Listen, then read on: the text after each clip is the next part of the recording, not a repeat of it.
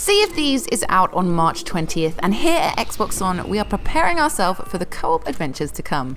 But with every new co-op game, it brings the opportunity for one salty sea dog to throw a spanner in the works and bring the team to its knees. So in this week's Sunday list, we're looking at 9 times video games that let you stab your buddies in the back. With friends like these, who needs enemies? In Kane and Lynch 2, the ever-present element of betrayal is practically baked into its multiplayer game modes. But that doesn't mean it doesn't sting hard when you get stitched up. Fragile Alliance is the name of the mode in question. The idea is you're put on a team of crooks and you all work together to steal the most money possible from the likes of airports, subways, and fish markets as rival gangs and security guards try and stop you. Everyone who survives splits the money evenly, but if you're feeling greedy, you can try and get a bigger cut. To do that, you have to go rogue. If you want not only the medium bucks, but the big bucks for yourself, you can turn on your allies and shoot them quite literally in the back. You can even take them as a hostage. It's better to do this near the end of the match when there are just a few left standing rather than at the beginning of a match, because there'll be less people gunning for you. The flip side is this: you don't really want to be the one with the most money, because then you've got a great big bullseye on your back. A bullseye in the shape of a $sign. For me, Kane and Lynch 2 is much like a less glamorous Ocean's 11. Next time you want to pull off an ambitious heist, just call George Clooney instead. iDarb is the only game on this list where you don't have to be playing to get one over your mates. Because in iDarb, you're able to alter the rules by tweeting. What's essentially a game of 2D basketball where you have to pick up and throw a ball in your opponent's goal soon turns into anarchy as folks on Twitter introduce weird modifiers called hash bombs. They can plunge the action underwater, cover the screen in icky green fungus, turn the ball into a bomb, give the competitors rainbow tails like Nyan Cat, or just trigger a stomach-churning barrel roll. iDarb doesn't just use Twitter, but Twitch too, and posting comments on a Twitch feed also changes the action. How it works is each match in iDarb generates a code, and by including this code in your tweet or comment, you can interact with the players. The whole point of the game is to troll your friends as they try and score, so there's no way iDarb wasn't going on this list. My favourite hash bomb involves turning your mates into werewolves. Basketball could use more werewolves. Now, here's a game that'll tell you something about yourself.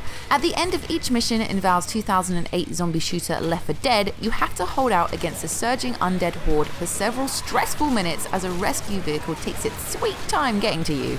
And when that boat, chopper, or armoured car does arrive, you have to decide what kind of player you want to be. Most people I've played with do their utmost to help out the stragglers and save each other from the clutches of smokers and hunters to ensure everyone escapes. Not me though. In the rare occasion I do help you, it's only to give the zombies someone else to go after.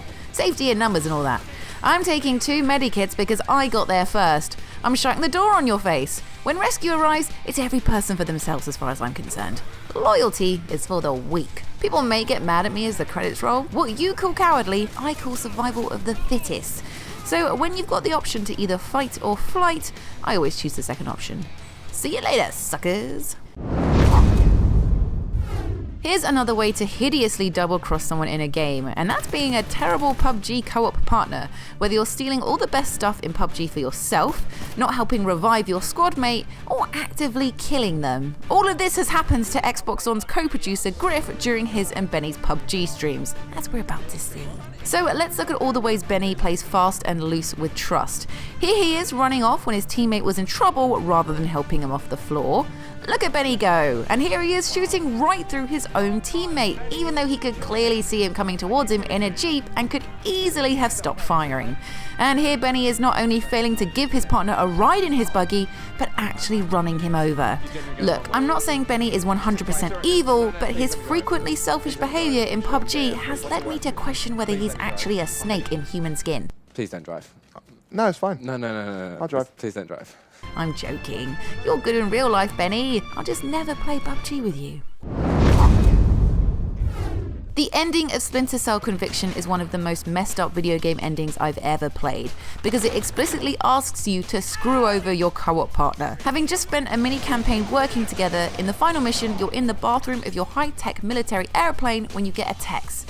Eliminate Kestrel. Kestrel being the codename of your co-op partner. What you don't know is your co-op partner gets the exact same message, so whilst you go off to secretly hunt them down, they're doing the same to you. If you ever played this game at the time, you might have noticed a change in your co-op partner's tone.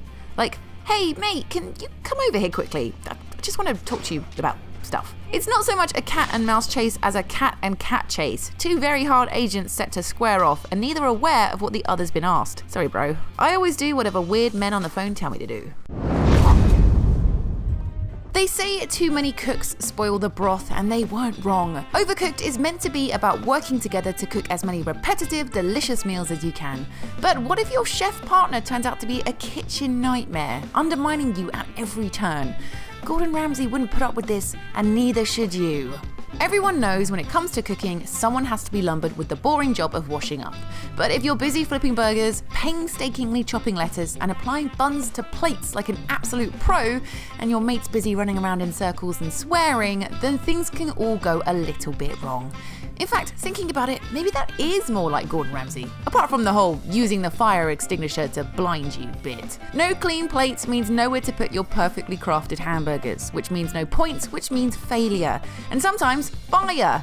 I never thought it was possible for anything to do with burgers to be able to make me sad. Of course, it's not just the washing up.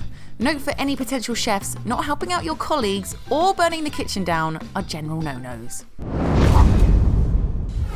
Now, with this one, I can't really blame someone for betraying you. I mean, you're being chased by a serial killer. It's every person for themselves. Come on, have you seen the Friday the 13th movies? I don't want to end up like all those side characters who are doomed before the movie even begins. Saying that, Friday the 13th is about working together. If you want to kill Jason and put an end to his manic death spree, you've all got to work together as a team and do the correct steps to take him out.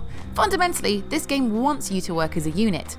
Of course, that train of thought all goes out the window when a huge psycho with superpowers is chasing you with a massive knife. What should happen is Jason attacks you and your brave and noble friends step in and attack Jason together, temporarily stunning him and giving you the opportunity to make a run for it. What actually happens is your mates take one look at that big guy in the hockey mask and leg it in the opposite direction.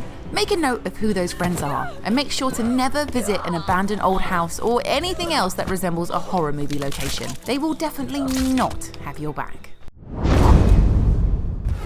Sea of Thieves really is all about teamwork. Yes, you can go on solo adventures, but if you want to sail the salty seas on a massive ship and successfully keep enemy pirates at bay, you've really got to learn to work together as a team. One person drops the anchor, whilst another hoists the sails. Someone's going to be on navigation duty, whilst the other steers the ship. You've got to work as a fine-oiled machine if you want to get the treasure and be the legendary pirate you always dreamed of. Of course, that kind of depends on your teammates not being total nightmares. For starters, let's talk about vomit. After one too many pirate grogs, you'll find yourself feeling a little bit woozy. One thing leads to another, and before you know it, you're spewing out pirate sick everywhere. I can't wait to see that puke in sexy 4K on Xbox One X. You know what's hilarious? When your mate goes heavy on the grog, vomits into a bucket, and then chucks it all over you. Yeah, just so funny. Yep, wish I could relive it over and over again. Thanks, mate. There are other ways your friends can stab you in the back too. Sea of Thieves allows you to vote for players to be sent to the brig, which is essentially a little prison. If everyone votes for you, you'll be banished to the brig below deck, trapped in solitude as all the fun happens around you. You know how your friends can really betray you? They'll lock you in the brig during a battle, so if the boat sinks, so do you. Drowned by your own sailing comrades. Now that really stings. I think I preferred the vomit.